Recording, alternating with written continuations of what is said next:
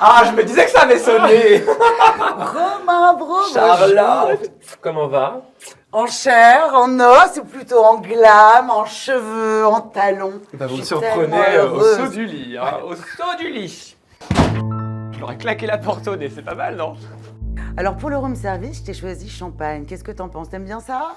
Écoute, alors j'adore le champagne, mais je préfère un peu le vin rouge. Mais chacun a ses petites heures. C'est vrai qu'entre l'heure du goûter et l'heure du dîner, le champagne est le bienvenu. Et c'est seulement 2 calories. Oh, tu sais, moi, les calories, je m'en fiche, je les brûle. Ah, magnifique. On te chine, t'as des résolutions, toi, pour 2023? Ah oui, de faire une aussi belle année que 2022. Ce qui est incroyable, Romain, c'est que tu fais 1000 trucs, en fait. Tu chantes, tu danses, tu fais du stand-up, tu fais du cinéma, tu es bientôt au théâtre, t'as un album qui va sortir.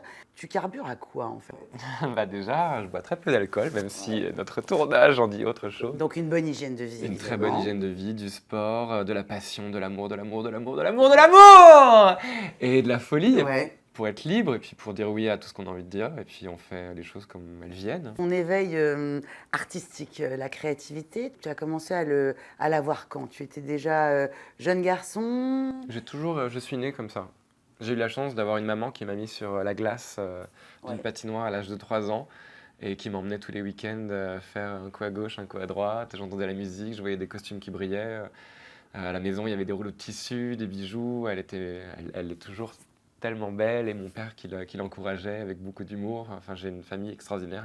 Mais Donc donc ça- c'est arrivé ça a par toujours la été comme mode, ça. par les costumes, par la mode en Absolument, fait. ouais. Tu as fait les beaux-arts. J'ai fait les Beaux-Arts d'Anvers en d'Anvers. département mode et ça c'était un grand succès.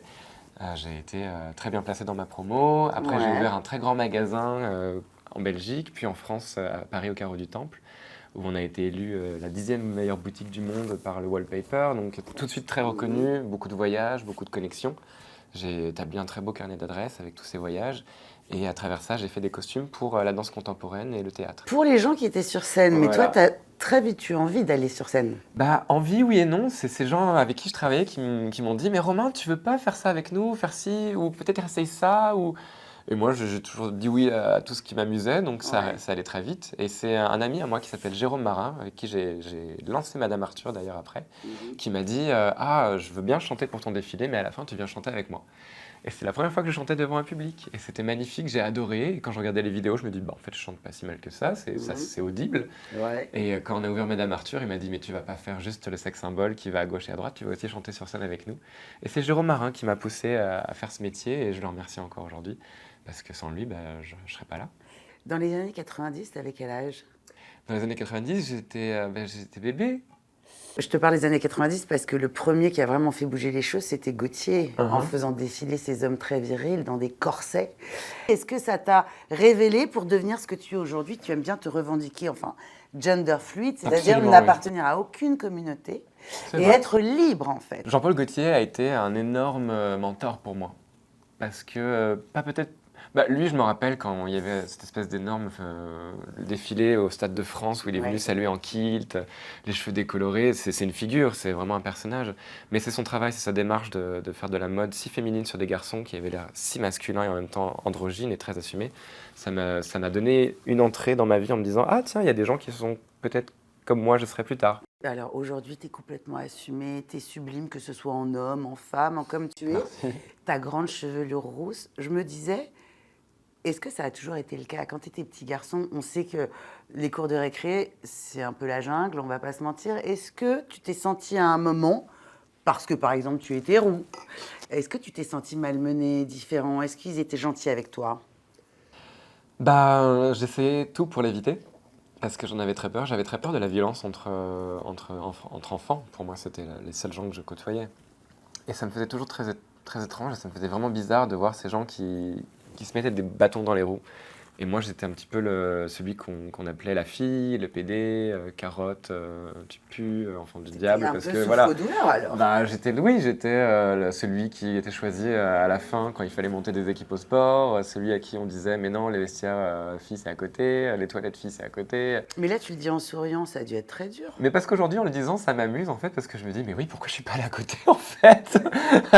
Et les filles étaient toujours tellement plus accueillantes et c'est vrai que je me suis dit mais en fait c'est débile, on me disait d'aller à côté, je voulais pas y aller alors que oui j'aurais dû aller à côté, ça aurait été tellement plus facile.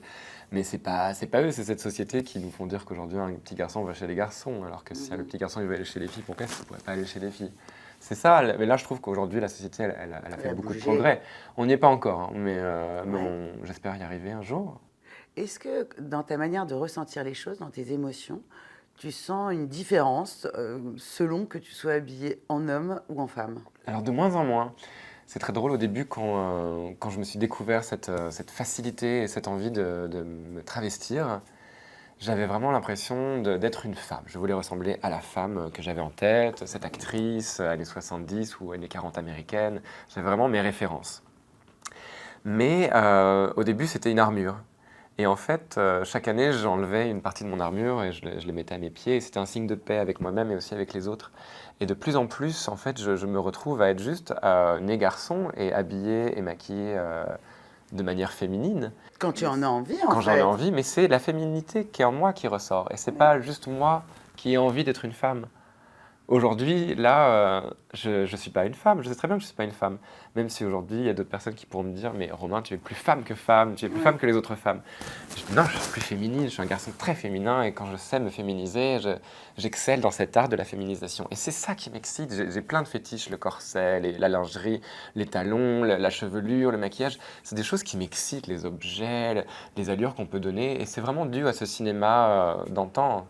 Et je pense que Fellini m'a complètement traumatisé quand j'étais adolescent. Quand j'ai commencé à regarder des films de Fellini, j'étais Traumatisé. traumatisé positivement. Ah oui, c'est ça. J'étais hystérique Hystérique. devant ces films. Alors je sais que je ne peux pas dire hystérique parce que je ne suis pas une femme, Ouais. mais vraiment je me sens hystérique quand je suis devant un Fellini. Je suis dingue, je crie, je suis en émoi, je suis dans le film, je parle avec cet accent italien incroyable et ces femmes sophistiquées. C'est tout ce que j'aime, vraiment. Aujourd'hui, si tu avais une baguette magique, tu rêverais de tourner derrière la caméra de qui? Ah, j'ai plein de grands rêves. Alors, j'aurais adoré faire un film pour Chabrol, Ouais. parce que je trouve il a une passion et un honneur de mettre la femme à son apogée. La femme de province, la bourgeoise Ouais, de la province. bourgeoise, la provinciale, la rebelle, la méchante, l'ingénue. Il aime les femmes et c'est trop beau. Et ça, vraiment, à chaque fois que je vois un Chabrol, je suis fasciné par sa femme à lui. Après, évidemment, j'aurais adoré être filmé par Fellini, même si ça devait être un tyran, un fou. Mais j'ai aucun problème à souffrir si le résultat il est à la hauteur de mes envies et de mes attentes. Après, je sais pas, je pense qu'il y a beaucoup de gens avec beaucoup de talent, mais pour l'instant, c'est ces deux personnes qui m'ont vraiment donné envie de faire du cinéma. Qu'est-ce qui te rend le plus fier aujourd'hui? C'est de pouvoir sortir de chez moi à n'importe quelle heure et dans n'importe quelle tenue et de n'avoir aucun problème.